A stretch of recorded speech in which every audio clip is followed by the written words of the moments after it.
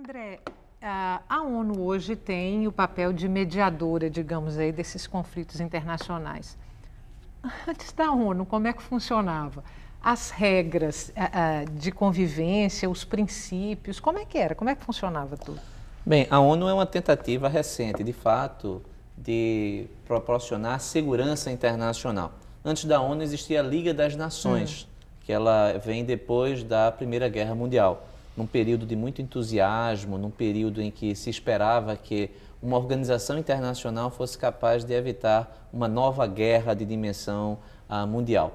A Liga das Nações, ela fracassou, veio a Segunda Guerra Mundial e depois da Segunda Guerra Mundial surge a ONU, não com a mesma pretensão, ou seja, a ONU ela é mais tímida do que a sua antecessora. Entretanto, é importante salientar que a ONU ela é uma grande organização que contempla outras organizações que fazem parte de sua estrutura, suas agências.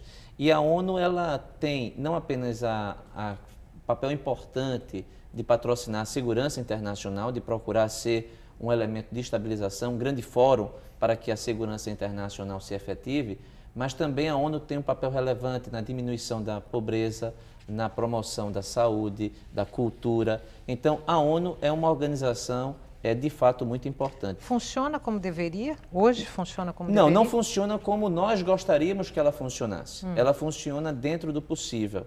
O grande problema da ONU é que ela é uma organização muito pobre e ela fica mais pobre a cada dia. Como é que isso é possível? É porque na medida em que ela tem mais atribuições e os recursos são limitados, ela não consegue patrocinar a sua missão na medida do necessário para, por exemplo, aliviar o sofrimento humano. Então, por exemplo, o professor Ricardo, ele teve à frente da missão lá do Brasil no Haiti e vê a dificuldade que é, por exemplo, levar a paz a uma sociedade, ou seja, porque não é apenas fazer com que as pessoas, as partes que briguem, cessem a briga.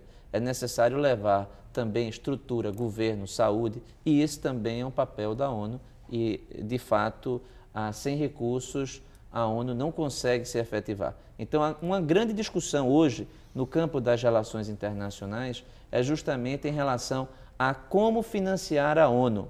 Quem está disposto, quais são os países, ou seja, existem alternativas ao atual modo de financiamento da ONU, que é feito a partir dos estados e que está absolutamente anacrônico com as necessidades do século XXI. Então, este é um grande tema de discussão nas relações internacionais. São 750 milhões de pessoas hoje que vivem nestas circunstâncias. Por isso, quando o André Regis falou dos limites das Nações Unidas e buscar novas fontes de financiamento, as Nações Unidas não criam riquezas como o Estado cria. Portanto, ela depende de doações dos próprios Estados. Quando os Estados... São quantos que integram a ONU? 192.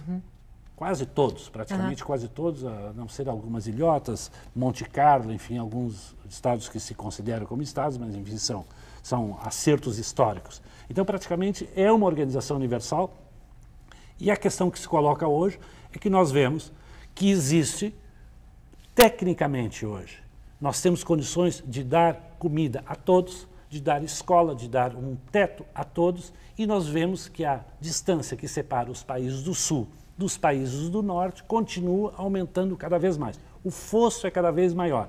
E a distância a separar as classes sociais dentro dos países do sul também é muito grande, basta ver o exemplo brasileiro. E o que é interessante observar é que esse problema ele é muito grave em termos de perspectiva da humanidade, porque o ser humano ele não se enxerga, em primeiro lugar, como ser humano, e sim como brasileiro, francês, inglês, italiano, chinês.